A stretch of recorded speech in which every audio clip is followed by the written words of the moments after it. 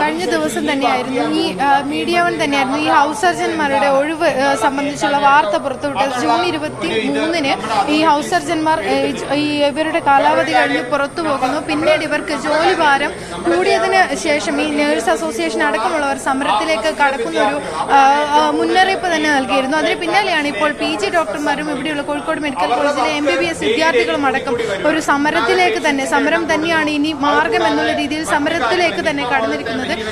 വീണ്ടും ഒരു സമരത്തിലേക്ക് പോയിരിക്കുകയാണ്. നിങ്ങളുടെ അമിത ജോലിഭാരവും എന്തൊക്കെ കാര്യങ്ങൾ ഉന്നയിച്ചാണ് സമരം? എന്താണ് ഈ സമരത്തിന് കാരണം? നമ്മൾ ഇന്നൊരു പ്രതിഷേധ കൂട്ടായ്മയാണ് ഉദ്ദേശിച്ചിരിക്കുന്നത്.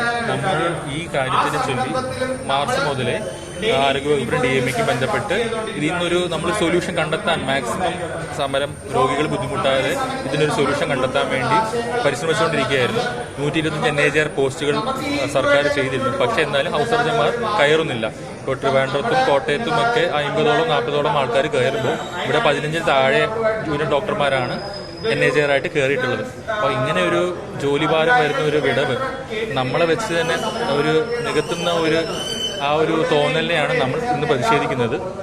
അപ്പോൾ നമ്മളിപ്പോൾ മുന്നോട്ട് വെച്ചിരിക്കുന്ന കാര്യങ്ങൾ NAJR എന്നുള്ളൊരു പ്രാക്ടിക്കൽ ഇഷ്യൂ, അത് സോൾവ് ചെയ്യാനുള്ള ഇഷ്യൂ, അതിൻ്റെ റെസ്പോൺസിബിലിറ്റി പൂർണ്ണമായും നമ്മുടെ റെസ്പോൺസിബിലിറ്റി അല്ല, അവരെ വിളിച്ചു കൊണ്ടുവരേണ്ടത് പൂർണ്ണമായും അധികൃതർ എടുക്കണമെന്നും അവരെ ചർച്ച ചെയ്ത് അവരുടെ ഡിമാൻഡ്സ് മീറ്റ് ചെയ്ത് അവരെ കയറ്റാനുള്ള പൂർണ്ണ ഉത്തരവാദിത്തം അവരെടുത്ത് അതേപോലെ തന്നെ നമ്മൾ മുന്നോട്ട് വെച്ച കുറച്ച് കാര്യങ്ങളുണ്ട്. അതായത് ഈ ഹോസ്പിറ്റലിൽ നടക്കുന്ന കാര്യങ്ങൾ, ജോലിഭാരങ്ങൾ കുറയ്ക്കാൻ പറ്റുന്ന കാര്യങ്ങൾ, അതായത് antibiotic test dose, full dose കൊടുക്കുന്നത് നഴ്സിംഗ് സ്റ്റാഫ് വേറെ കോളേജുകൾ തിരുവനന്തപുരത്തും കോട്ടയത്തും ഒക്കെ നഴ്സിംഗ് സ്റ്റാഫ് കൊടുക്കുമ്പോൾ ഇവിടെ മാത്രം എന്തുകൊണ്ട് ജൂനിയർ ഡോക്ടർമാർ തന്നെ കൊടുക്കണം എന്നുള്ളതും, അതേപോലെ തന്നെ നമ്മൾ കൂടുതൽ ലാബ് ടെക്നീഷ്യന്മാരെ അപ്പോയിൻറ്റ് ചെയ്യുന്ന കാര്യത്തിലും ഒക്കെ നമ്മൾ കുറേ ഡിമാൻഡ്സ് മുന്നോട്ട് വെച്ചിട്ടുണ്ട്. അത് പരിഗണിക്കാമെന്നാണ് നമുക്ക് കിട്ടിയ വാക്ക്. അത് ഉടനെ തന്നെ പരിഗണിക്കാൻ വേണ്ടി ഞങ്ങളൊരു കാലതാമസം കൊടുക്കും. അത് പരിഗണിച്ചില്ലെങ്കിൽ ഞങ്ങൾ ഒരു സമയത്തിന് ശേഷം ഞങ്ങളൊരു ടോക്കൺ സമരത്തിലേക്ക് പോകുന്നതായിരിക്കും.